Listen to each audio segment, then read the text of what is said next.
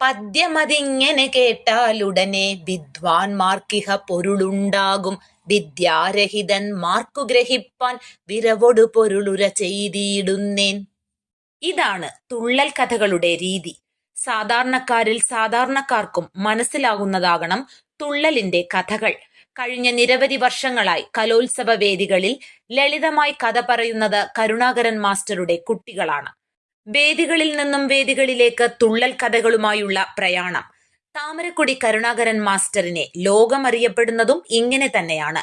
7-ാം വയസ്സിൽ ജ്യേഷ്ഠനിൽ നിന്നാണ് ഓട്ടംതുള്ളലിന്റെ ആദ്യ പഠനങ്ങൾ ഹൃദ്യസ്ഥമാക്കിയത്. ജ്യേഷ്ഠനായ കൃഷ്ണനാശാൻ തന്നെയാണ് ആദ്യ ഗുരുനാഥനും. തുടർന്ന് 20-ാം വയസ്സിൽ താമരക്കുടി ഹൈസ്കൂളിൽ മലയാളം അധ്യാപകനായി പ്രവേശിച്ചു. സ്കൂളിലെ പ്രധാന അധ്യാപകന്റെ നിർബന്ധത്തെ തുടർന്ന് തുള്ളൽ പഠനം ആരംഭിച്ചു. 9 വർഷത്തെ തുള്ളൽ പരിശീലനത്തിനൊടുവിൽ 30-ാം വയസ്സിൽ അരങ്ങിൽ കച്ചകെട്ടി. പിന്നീട് ഇങ്ങോട്ട് തുടർച്ചയായ തുള്ളൽ വേദികൾ. രസപൂർണതയ്ക്കായി കഥകളി ആചാര്യൻ ഗോപാലനാശാനിന്റെ കീഴിൽ അപ്പോഴും അഭ്യാസം തുടർന്നു.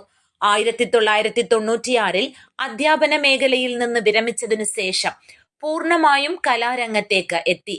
അധ്യാപകനായ മകൻ ഹരികുമാർ മൃദംഗത്തിലും മകൾ സഹകരണ വകുപ്പ് ഉദ്യോഗസ്ഥയായ ജയശ്രീ പിന്നണിയിലും പാടുന്നു.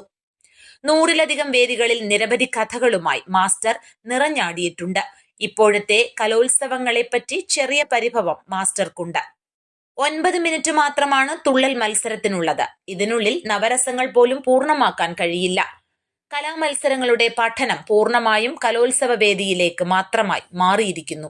ഇത്തവണ ഹയർ സെക്കൻഡറി വിഭാഗത്തിൽ കൊച്ചുമകൻ ജിഷ്ണു ഉൾപ്പെടെ 6 കലാകാരന്മാരും കലാകാരികളുമായി മാസ്റ്റർ ഇത്തവണയും കലോത്സവ നഗരിയിലുണ്ടായിരുന്നു. News bureau, Pathanapuram.